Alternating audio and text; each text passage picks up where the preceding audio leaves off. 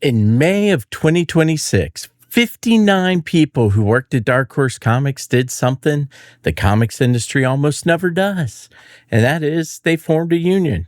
And tucked into their list of concerns next to the stuff you'd expect, like layoffs, frozen wages, return to office, a fight over how AI gets used, there was one demand that stops you cold.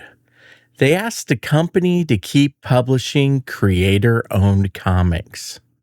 Yeah, read that again if you need to, because the people who make the books had to formally ask their own employer to keep being the thing Dark Horse has always been. That's not a labor dispute, that's a distress signal. In late May 2026, staff at Dark Horse Media and Things from Another World organized as Dark Horse Workers United under the Communication Workers of America. Their concerns read like a diagnosis of layoffs, wages, and hiring freezes, leadership changes, return to office, AI, pay equity, workplace democracy. And that one line that opened this video, a continued commitment to creator-owned comics. That's the thing I can't get past. They're not unionizing to defend Mike Richardson. He sold the company and that matters. But this isn't a fairy tale where the founders, the hero, the corporations, the dragon, and everything was perfect before Embracer showed up. Some of these workplace concerns clearly run deeper than one owner or one bad year. But that makes the union more interesting, not less. They're not asking to rewind to the old days. They're saying if Dark Horse is going to keep claiming this legacy, the people who make that legacy possible deserve a voice in what happens next. And that is a stronger argument. That's where the passion and creativity lay in this adventure. Because here's the question underneath all of it. Once the founder is gone, which he is, who protects the identity of the company? The owner? Well, maybe. The new CEO? Possibly. The investors? Okay, absolutely not. But no, never mind. At some point, the memory of a creative company, though, lives with the people still doing the work day in, day out. It's the editors, the designers, the production staff, the publicists, the people who know why readers cared in the first place. That's why this union story isn't a side plot. It's the whole point. Dark Horse was built around creator ownership. Now the workers are asking for some agency over the conditions that keep that culture alive. Now that's not just labor politics, that's mission protection. And it's not isolated. Image organized, 7 Seas organized, now Dark Horse. That's not random. It's happening at the exact moment comic publishers are being squeezed by consolidation, AI anxiety, retail instability, and ownership structures that treat books as one piece of a much bigger pipeline. And then really came the big twist, though. When the June 3rd deadline arrived, Dark Horse's new leadership did something unusual. They voluntarily recognized the union. No drawn-out public fight. Como said the company would recognize Dark Horse Workers United under National Labor Relations Board standards and begin moving towards bargaining with them. Credit where it's due. That's better than what a lot of companies do. But recognition isn't a contract. Recognition is the door opening. The real test will be the bargaining. That's where we support our workers becomes either a signed agreement or a caption on LinkedIn. I mean, does that mean the new leadership genuinely wants to do this differently? Or that a company being polished for a stock listing knows an ugly union fight is bad for the brand? I don't know. And I'm not going to pretend I do. But here's what I do know. 40 years ago, Mike Richardson bet you could let creators own their work and build something that mattered. He was right. It worked. And now the proof that it worked is being repackaged inside a structure designed to maximize the value of an intellectual property. That doesn't make every executive a villain. It doesn't mean Dark Horse is doomed. The scarier truth is more ordinary than that. This is what happens when creative culture becomes an asset class. The language changes first. A publisher becomes a unit. A catalog becomes an inventory. A fan base becomes monetization potential. A creative legacy becomes something to be optimized. And somewhere in there, I mean, the people making the thing have to raise their hands and say, hey, could we maybe not lose the thing that made this worth buying in the first place? Let's get straight to the stakes because the loss only lands if you know what's being lost here. So in 1986, a comic shop owner named Mike Richardson started Dark Horse in Oregon out of the retail business called Pegasus Books that would later become Things from Another World. The pitch was almost radical for the time. Let creators own what they make. Pretty simple, right? So out of that came characters like Hellboy, stories like Sin City, Concrete, Nexus. I mean, later the Umbrella Academy and Black Hammer universes came from Dark Horse. Books that belonged to the people who dreamed them up, not to some corporation that rented creators by the page and kept the characters forever. And Dark Horse would go on to do two other things that really mattered in the industry.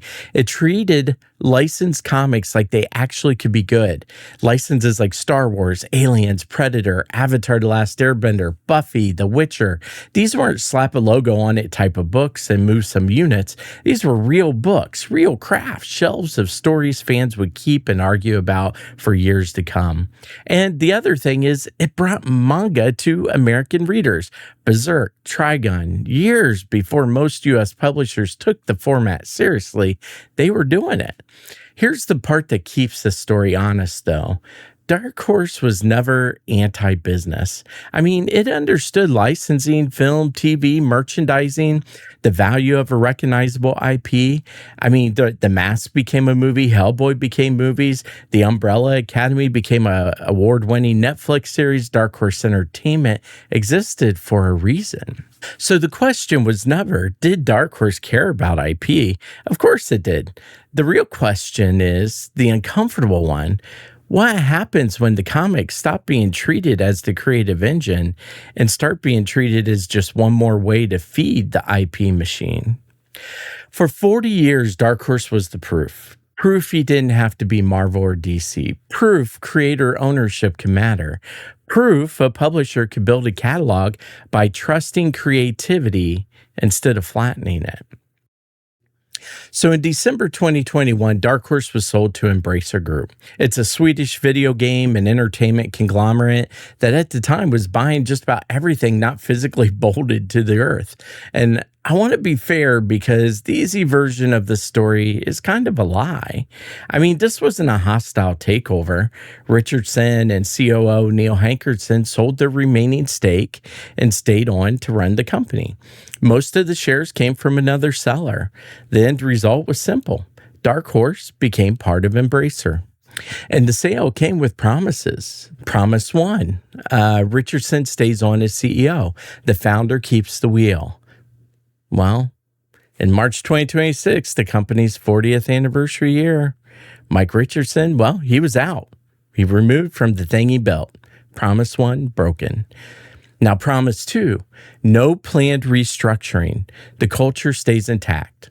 What actually followed, though, was actually years of turbulence, layoffs, wages, and hiring freezes, a leadership shakeup, and the most recent announcement that the Things from Another World stores would, well, they're going to close or have closed already.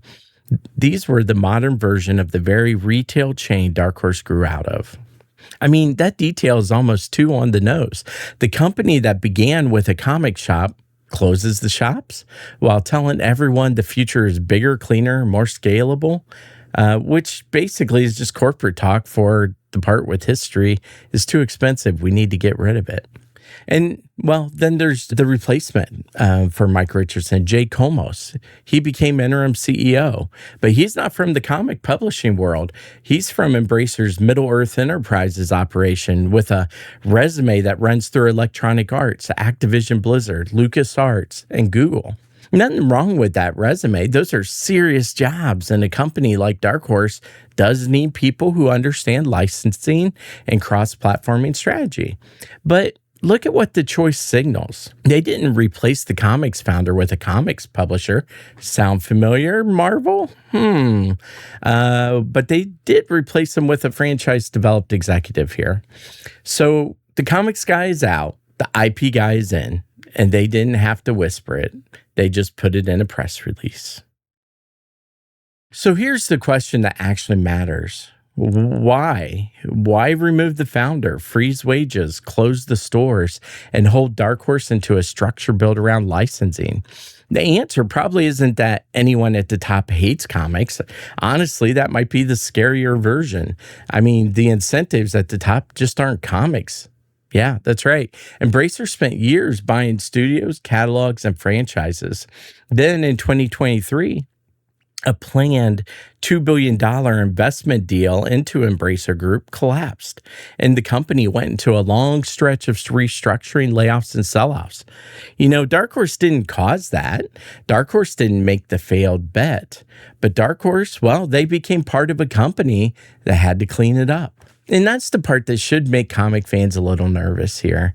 Not that Dark Horse was targeted, but that it was collateral damage. You can make smart books, build a loyal audience, treat creators well, and still get swept into a spreadsheet crisis created on another continent by people solving a completely different problem. That's the deal when a creative company becomes one division inside a huge conglomerate.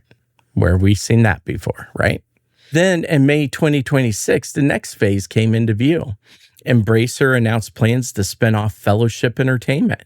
It's an IP-led company expected to list in Stockholm in 2027. Inside it, The Lord of the Rings, Tomb Raider, major game studios, licensing operations, and, well, Dark Horse. And in Embracer's own framing, Fellowship is built around development, publishing, and licensing. And licensing isn't a side hustle there. It's a core business area. The stated goal is to turn franchise ownership into reoccurring revenue across games, film, and consumer products. And again, let's be honest, they are a business. But also, Dark Horse always lived partly in this world. The difference, though, is that historically the comics were the engine. The books made the characters matter. The creators built the worlds. The publishing identity gave the catalog its value. So the fear isn't that Dark Horse makes movies or games. It already did. The fear is that logic flips. Comics stop generating value that travels into other media and instead become one more content channel serving a licensing strategy. That is a very different kind of business. And in the public reporting around Fellowship, Dark Horse is set to become part of a new IP and licensing business unit. Yeah, not a publisher. They're an IP and licensing unit. I mean, a publisher publishes books. An IP and licensing unit, well, that extracts value from a catalog. I mean, those can overlap. They often do, but they're not the same type of job. That's the tension this channel keeps coming back to. Gimmicks create moments, creativity creates fandom. And Dark Horse has 40 years of creativity at risk being reclassified as inventory. That's why the union matters for Dark Horse. Not because it automatically fixes all the problems. It won't. But because the people who carry the memory of what Dark Horse is are now part of that conversation, instead of just hoping the company remembers on its own. I mean, the fight over what Dark Horse becomes isn't only happening in a boardroom in Sweden. It's happening with the people in Oregon who still make the books. The ones who know Dark Horse was never valuable because it owned IP. It was valuable because creators made things that people cared about. And that's the part investor decks cannot manufacture.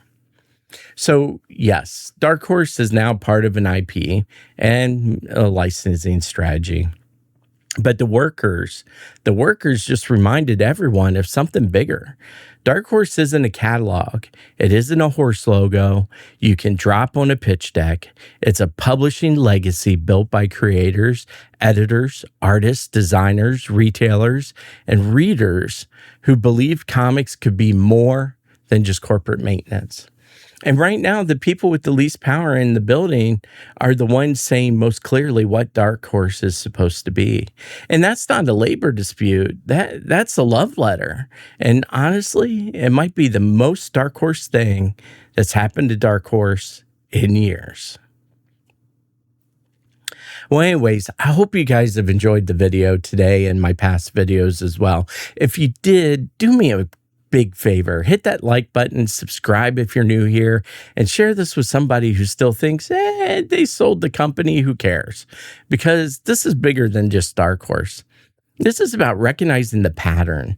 And the easier it is to spot these corporate moves away from creativity first while it's happening, the harder it is to pull off quietly. And so drop me a comment, because I actually want to know where you land on this. I mean, is the union a last line of defense for what Dark Horse is? Or is this just how every creative company eventually gets absorbed and we're all watching it happen in slow motion? I don't know, but let's talk about it. All right. Remember, everyone, stay geeky, my friends, stay geeky, and I'll catch you all in the next one. So see y'all later.